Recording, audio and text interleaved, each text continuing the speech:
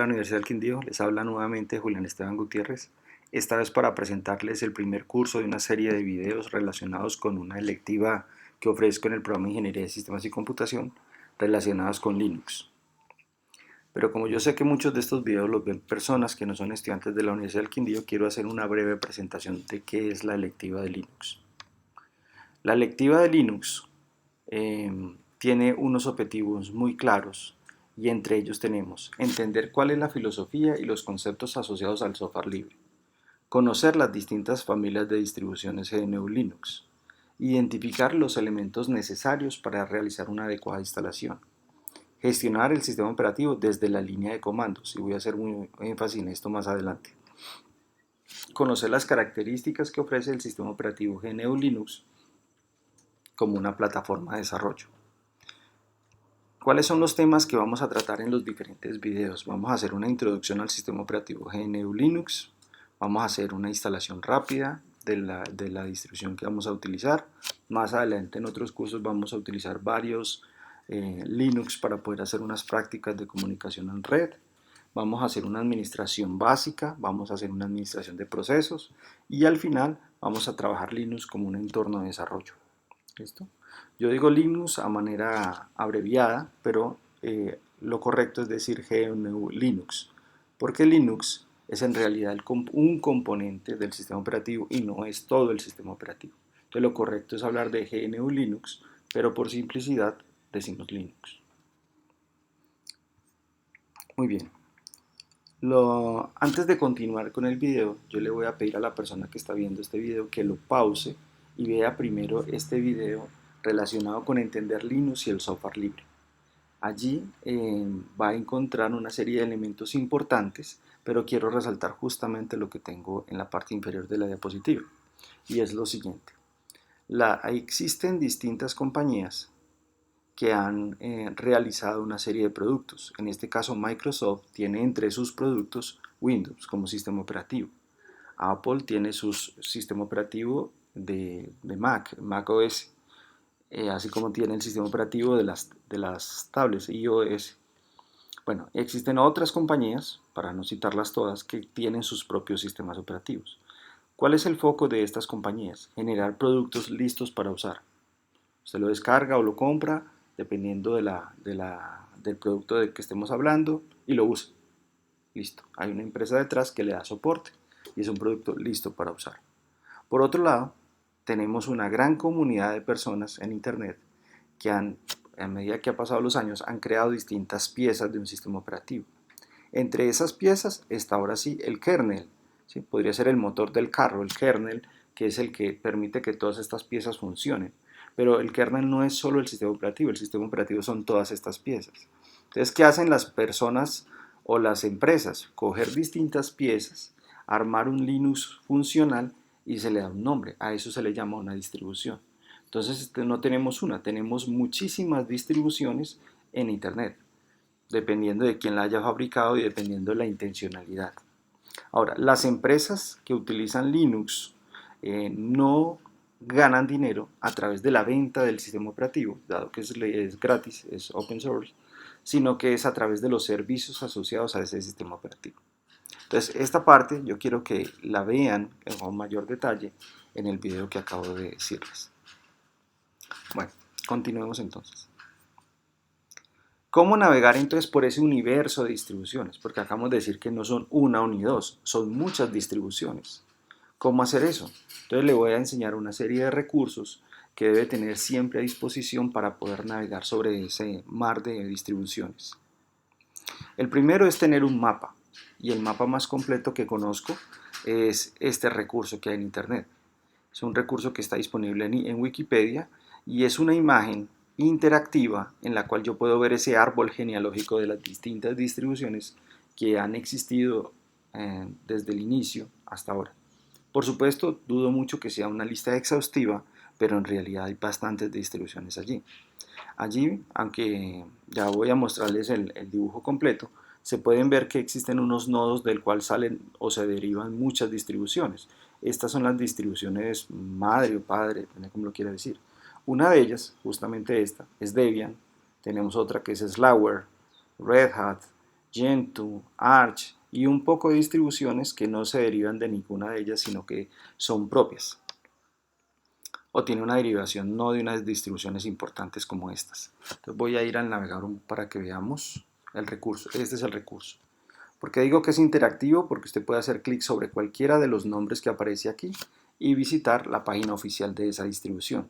En la parte superior podemos ver si esa distribución ya no existe, llegó hasta el 2006, o cuáles son esas distribuciones que están en el 2019, 2020. ¿Sí? Hasta la fecha de este video todavía no estaba actualizado el 2020, pero podemos ver cuáles sí han llegado al 2019. Este curso está principalmente basado en Linux Mint. Véalo, acá está, lo podemos buscar, Linux Mint. Y Linux Mint, si nos devolvemos, según este diagrama, está basado en Linux Ubuntu.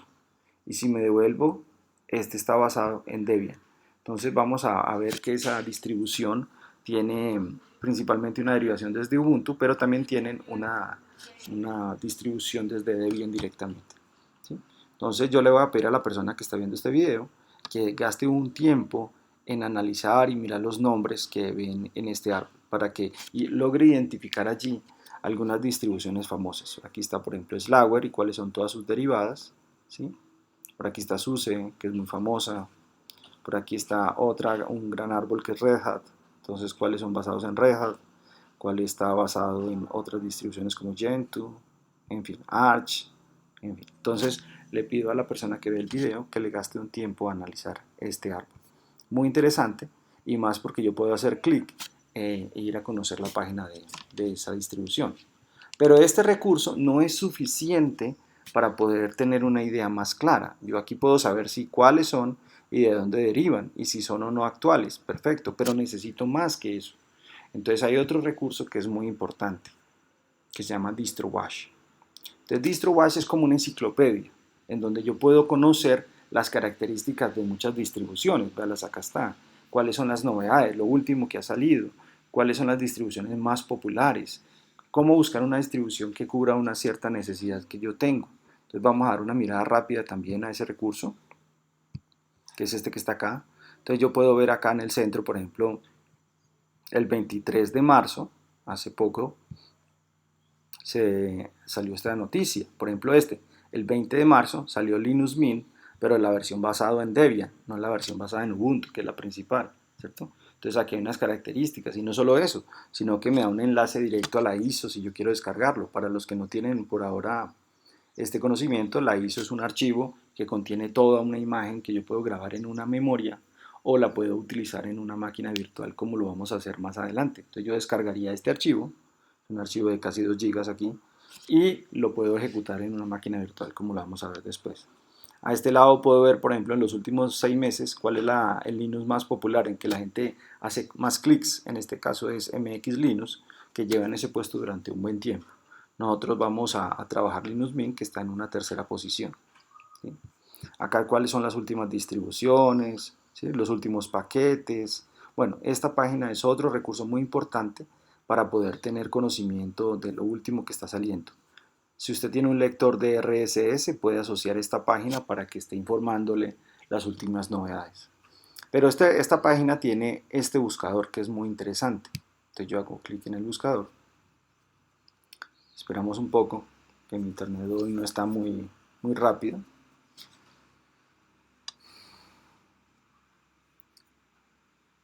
Bueno, en este buscador, ahí está cargando ya, yo puedo saber qué distribuciones cumplen ciertas características de mi interés o mi necesidad particular. Entonces vamos a hacer un ejemplo rápido, dado que mi internet no está hoy haciendo su mejor tarea. Bueno,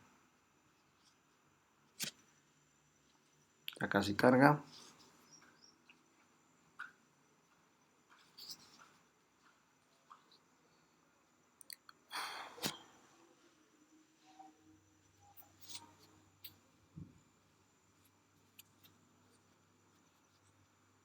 Bueno, parece que vamos a dejarlo para dentro de un momento que cargue.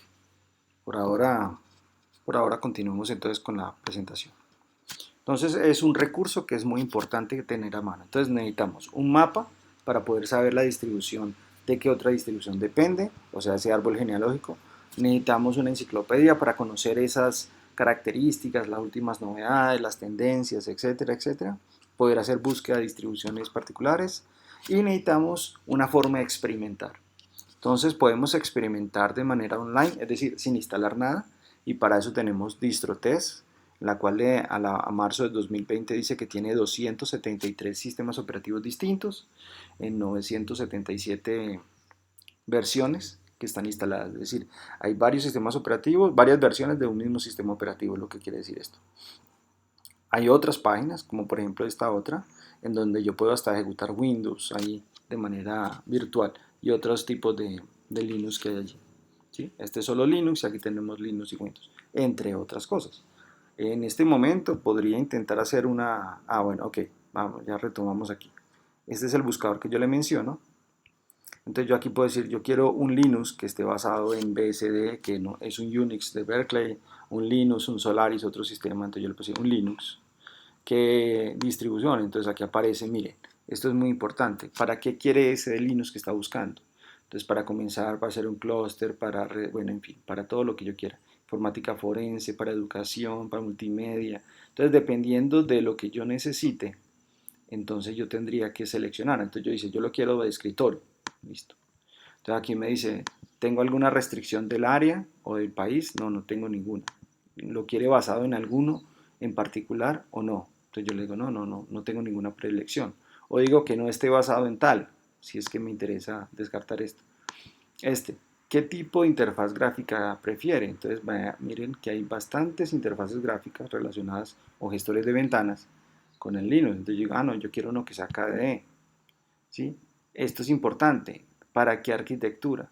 Entonces, algo que voy a mencionar más adelante es que Linux no solo funciona en PCs, sino que funciona en computadoras más pequeñas como una Raspberry, en computadoras mucho más grandes como supercomputadoras, en fin, hay toda una gran máquinas, arquitecturas en las que funciona Linux. Entonces yo necesito saber en qué arquitectura es que yo lo voy a instalar para poder decirle yo quiero tal arquitectura, ¿sí?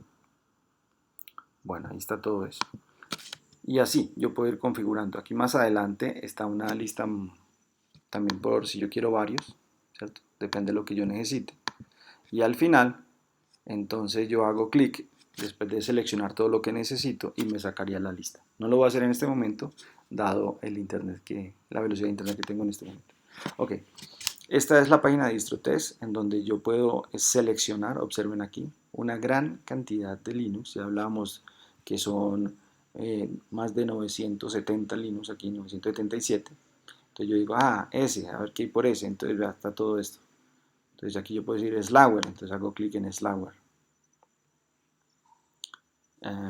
Y ahí aparece la información de Slackware, que es la versión 14.2, toda la información que está allí, y simplemente le diría comenzar, y aquí me da alguna información de las claves para que pueda hacerlo. Obviamente necesitamos un ancho de banda bueno para trabajar de manera más fluida. Estas páginas no le dan a uno un tiempo ilimitado para trabajar en ellos, pero es lo suficiente como para dar una mirada. Esta sería la otra página en la que yo mencioné, en donde yo puedo tener Ubuntu, ¿cierto? Por aquí está Windows, en fin. Entonces yo le invito a la persona que está viendo el video que también saque un tiempito para explorar estas herramientas, pero necesitamos un buen internet. Muy bien, continuemos entonces. Entonces ya tenemos, de nuevo, para recapitular, tenemos un mapa para conocer las distribuciones, tenemos la enciclopedia para mostrar las características, tenemos una forma de probarlas sin instalar nada. Pero a veces necesitamos probarlas en nuestra máquina, entonces necesitamos instalar un Linux. Entonces lo podemos hacer a través de programas especializados para algo que se llaman máquinas virtuales o lo podemos instalar directamente en nuestra máquina. Este es un paso que yo le recomendaría a las personas que hicieran después de jugar un poco, entre comillas, con ella en una máquina virtual y estar seguros de que efectivamente quiere dar ese paso. Nosotros en este curso vamos a hacer uso del VirtualBox, pero no quiere decir que no pueda usar otras herramientas, ¿cierto? Habría que mirar las características de estas otras herramientas con respecto a lo que vamos a hacer en VirtualBox. Entonces yo le voy a pedir más adelante que entre a esta página y descargue el VirtualBox, que sería la página que tenemos acá, para que descargue la última versión que esté para su sistema. Llámese Windows, llámese Mac, llámese Linux. Muy bien. Ahora, esto era lo que mencionaba hace rato en DistroBash, que yo puedo tener Linux en distintas arquitecturas. Entonces hay Linux que solo vienen para una arquitectura, la de PCs, entonces viene para tecnología de 32 bits o de 64 bits, sea AMD o Intel, a pesar de aquí que diga AMD, es AMD o Intel. Pero hay Linux como por ejemplo Debian, que a la hora de descargarlo le pregunta que para qué arquitectura. Entonces vamos a un ejemplo. Vamos aquí a descargar una imagen de Debian, la imagen de Debian, y él le pregunta, ¿la quiere para arquitecturas de 64? ¿La quiere para arquitectura de 32 o la quiere para otras arquitecturas? Entonces, si uno no tiene claridad sobre qué arquitectura es la que necesita, pues si intenta descargar una que no es, pues obviamente no va a funcionar en su computador o en su sistema, dependiendo de lo que estamos. Entonces, lo que muestro en esta tabla es precisamente eso. Esto son máquinas de 32 bits, máquinas que para hoy en día son ya un poquito viejitas. Estas son las máquinas que normalmente tenemos, máquinas de 64 bits. Y lo que tenemos acá son otras arquitecturas como por ejemplo el PowerPC, el Power 7, los sistemas de IBM, en fin, el Itanium. No hay que confundir este con la arquitectura de 64 de Intel, sino que este es el Itanium, que es un procesador diferente. Entonces, ya sabemos que si vamos a descargar un Linux, para un computador actual, entonces necesitamos la que esté basada en la arquitectura AMD64. Muy bien. Ahora, los sistemas Linux suelen traer uno o varios sistemas de ventanas, sistemas gráficos. Esta es una imagen de DistroBash. En esta imagen podemos ver que no hay una, hay muchísimos gestores de ventanas. Y esto es un componente más de Linux. Entonces, ¿qué quiero decir con eso? Que usted puede instalar una distribución de Linux ahora que viene por defecto con Cinnamon, que es la versión de Linux Mint que vamos a usar. Pero eso no quiere decir que yo no pueda desinstalar eso y montar otra, o tener las dos al tiempo. Por supuesto no las puedo usar al tiempo, pues cuando entro a la máquina, yo selecciono si esa vez quiero usar esta o quiero usar esta, o quiero usar otra. Entonces un componente más, distinto en otros sistemas operativos en donde el modo gráfico es uno y usted no tiene cómo quitarlo como un componente. Él comienza principalmente por ese modo gráfico. Es tan así que en Linux eso es un componente que hay distribuciones de Linux, especialmente las que son basadas para servidores que no traen ninguna interfaz gráfica. No quiere decir que usted no las pueda montar, quiere decir que por defecto no las tienen. Entonces lo invito también a la persona que más adelante saque un tiempo para conocer algunas de estas distribuciones, perdón, de estos entornos gráficos y las características de ellos. En este curso no nos vamos a enfocar en ninguno de estos gestores de ventanas. Todo lo vamos a hacer a través de algo que se llama la terminal. Entonces, ¿qué es una terminal? Es un programa que permite interactuar con algo que se denomina un shell. Y el shell es un programa que recibe órdenes del teclado y se las envía al sistema operativo para que las ejecute. Entonces, estos son también distintos shell que existen. Linux por defecto trae el Bash Shell, que es el que vamos a utilizar. Pero existen otros shell, por ejemplo en Mac se utiliza por defecto el KS Shell, ¿cierto? K Shell. Y aquí existen otros, TC Shell, bueno, en fin. Entonces vamos a centrarnos en este Bash Shell. Mac utiliza, como ya lo decía, el S Shell, o Z Shell, perdón. Windows, ahí es posible instalarle Bash Shell. Linux también. Y en Android es posible instalar una aplicación que se llama Termux. Con Termux usted puede tener Bash Shell y Z Shell en un teléfono y poder practicar muchos de los comandos que vamos a ver en este curso. Entonces, ¿por qué este curso está enfocado en la terminal? Porque la terminal existe en todos los Linux, porque los servidores que no tienen interfaz gráfica soportan Linux, porque nuestros estudiantes van a ser ingenieros que van a tener que enfrentarse con servidores vía remoto, porque los servidores normalmente están en un lugar especial, un data center, y tendrán que hacer conexiones seguras hacia ellos para dar órdenes. Entonces, mi interés ahora es que aprendan desde cero los comandos de Bash Shell para que utilicen y manejen adecuadamente esos servidores en este primer curso y luego harían un curso 2 de administración de los servidores en sí mismos, ¿cierto?